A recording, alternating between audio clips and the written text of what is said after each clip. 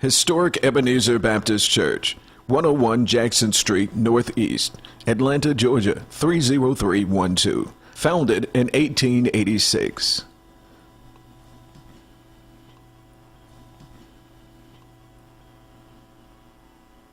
Ebenezer Baptist Church is an affiliate of the Progressive National Baptist Convention, one of 3 African American Baptist conventions in the country. Ebenezer remains socially and politically active while serving the community through its various ministries. From its beginning in 1886 until today, Ebenezer Baptist Church has served as a beacon light of hope for many residents of Atlanta. It's known for its affiliation with Dr. Martin Luther King Jr., who served as co-pastor with his father and whose father and grandfather served as senior pastor for the church for 81 years. Its 132-year history speaks to the work the Black church has done and continues to do for the people of the communities it serves. Mr. Benjamin Ridgway is the church's historian and is assisting me with information for this project. Ebenezer Baptist Church first opened its doors in 1886. The Reverend John Parker and 13 faithful members began the church in a little box building on Airline Street, which is a few blocks from where the church is located today. Parker, who had been born into slavery, served as a pastor for 8 years, and in 1894 he resigned, and the Reverend Adam Daniel Williams became the pastor of the church in 1894. The Reverend Adam Daniel Williams is the grandfather of Martin Luther King Jr. He is also the father-in-law of the Reverend Martin Luther King Sr. Williams was an important figure in the struggle for racial equality in Atlanta. He was a charter member of the Atlanta chapter of the NAACP, serving the organization from 1894 until his death in 1931. He led Black registration and voting drives and played a pivotal role in integrating the Atlanta police force. He also played a huge role in helping to establish Booker T. Washington High School, the first black high school in the city of Atlanta. Williams began serving as senior pastor in 1894 and took the church from 17 members to more than 70 members the very first year he was serving as pastor. Membership spiked during Williams' first year, and the next year in 1895, a larger sanctuary was erected on Magruder Street. The congregation continued to grow, and 5 years later, in 1900, Ebenezer purchased the church of the Fifth Baptist congregation, who decided to move from that location, which was on the corner of Bell and Gilmer Streets. A statistical report in 1904 shows Ebenezer's membership was 461. The congregation grew out of that location, and from 1912 to 1914, they met in a storefront building at 444 Edgewood Street. In 1913, they had purchased the land the historic Ebenezer Baptist Church is sitting on today on the corner of Jackson Street and Auburn Avenue.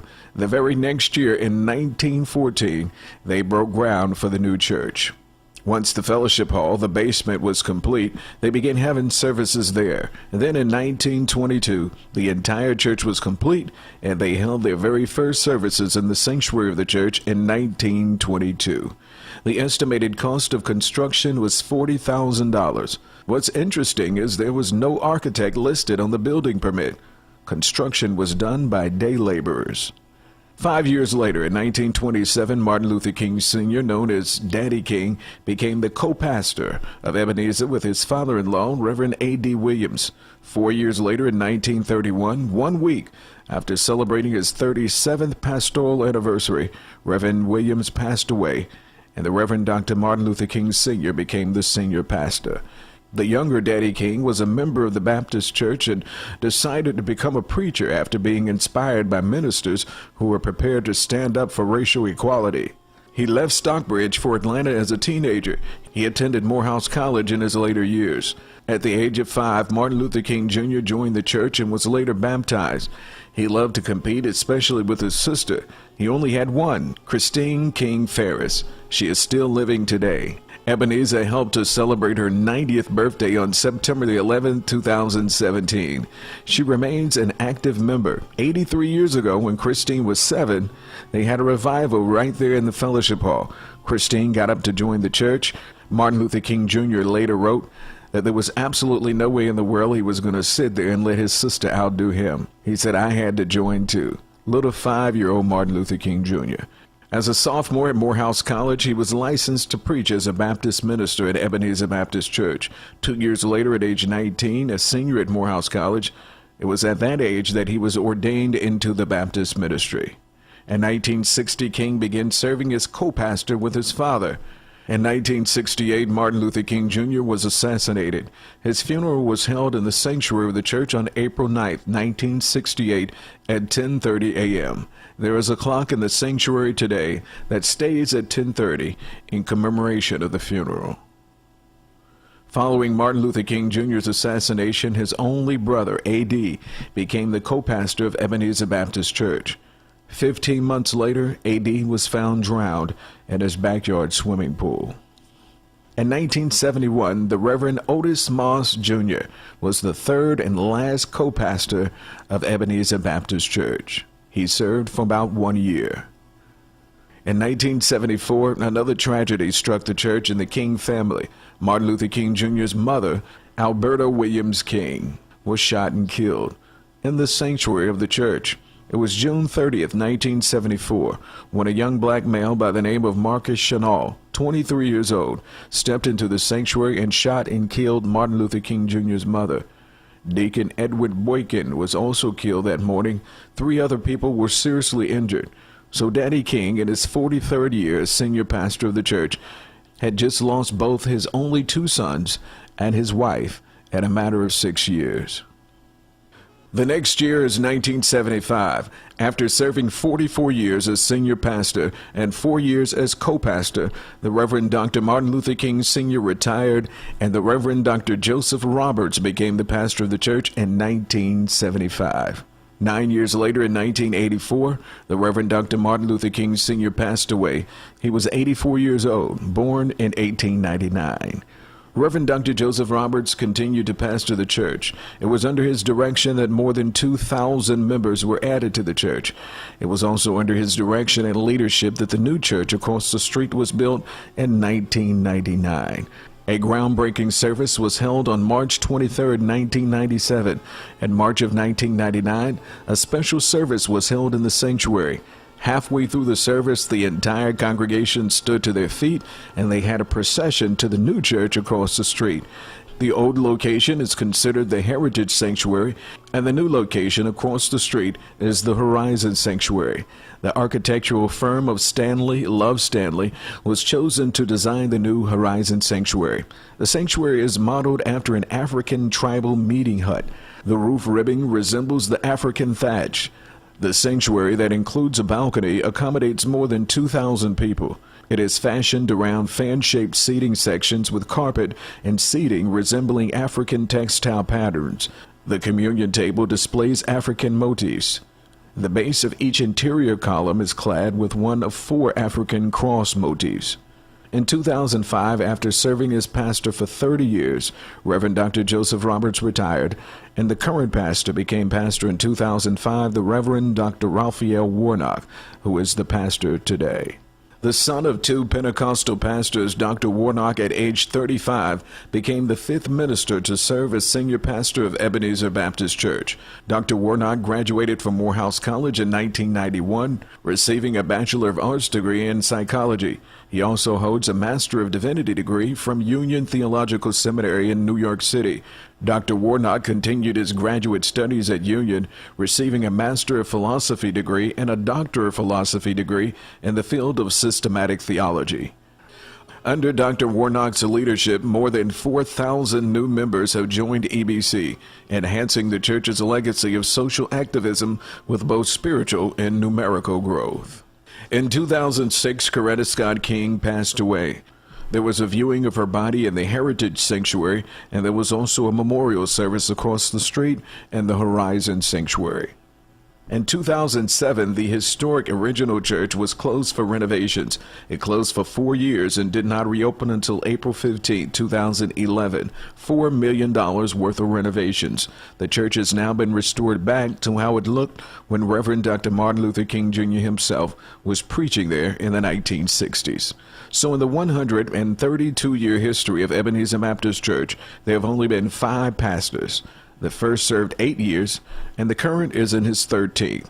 That's a total of 21 years, which means there's 111 years in between that were served by 3 pastors. 3 pastors serve Ebenezer Baptist Church for 111 years. In fact, between Martin Luther King Jr.'s father and grandfather, just between them two, they served the church as pastor for 81 years, 37 and 44. Today, Ebenezer Baptist Church is led by the senior pastor, Reverend Dr. Raphael Warnock. There are more than 80 ministries that support the church and the community. Key ministries they mostly fall under include ministers, service, music, community outreach, children, young adult, and Christian education. The church continues its legacy as a freedom church by consistently engaging the community. They have a resource center that provides daily assistance in the areas of employment, interviews, computer education, business plans, etc. They often offer food, clothing, and other assistance to the community. Occasionally, they have block parties where they feed, clothe, provide haircuts, music, games, and representatives from various organizations are on hand to provide assistance. Ebenezer partners with various organizations and works closely with nearby churches in the community, including Big Bethel, Weed Street, and Our Lady of Lourdes Catholic Church. They also hold an annual Family Day and an annual community festival. They are heavily involved in the community. The word Ebenezer means the stone of help. It's found in 1 Samuel 7 and 12. And so Ebenezer Baptist Church was founded on this basic principle of helping others.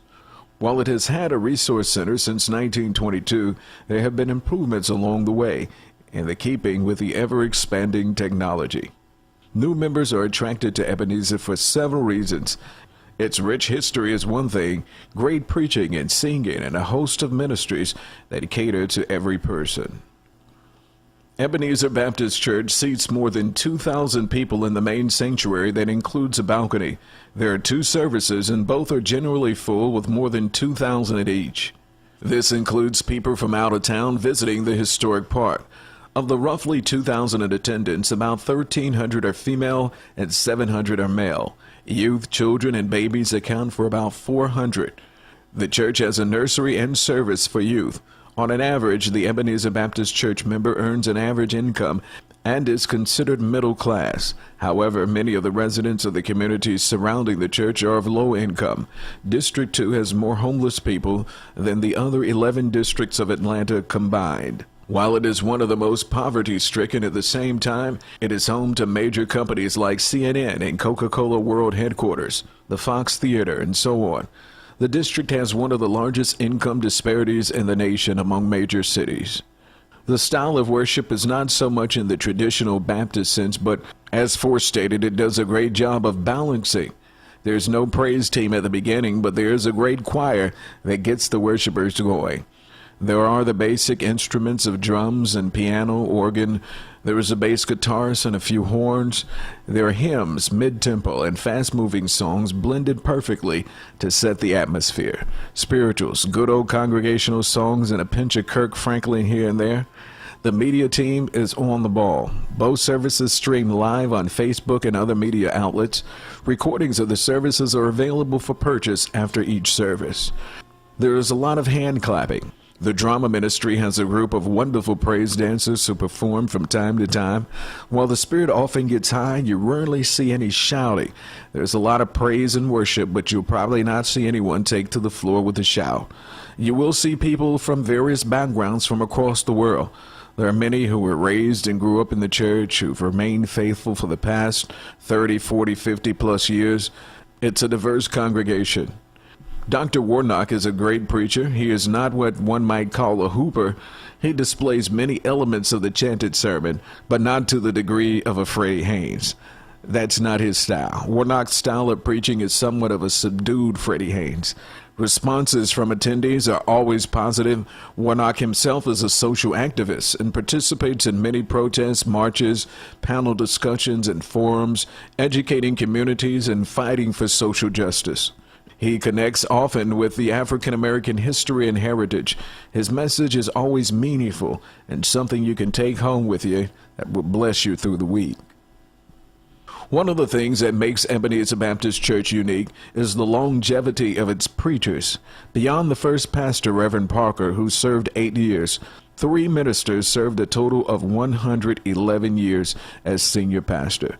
Williams served 37. His son-in-law, Daddy King, served 44. Daddy King's assistant and recommendation, Roberts, served 30. At 132 years old, there have only been 5 pastors. It's certainly unique in that it is part of the National Park Service. Just before King Day 2018, it went from being the MLK National Historic Site to the MLK National Historical Park, the first and only national park in the state of Georgia. Even with its rich history and tradition, it has managed to move along with the times. It has done a great job in balancing the traditional with the modern and catering to all ages.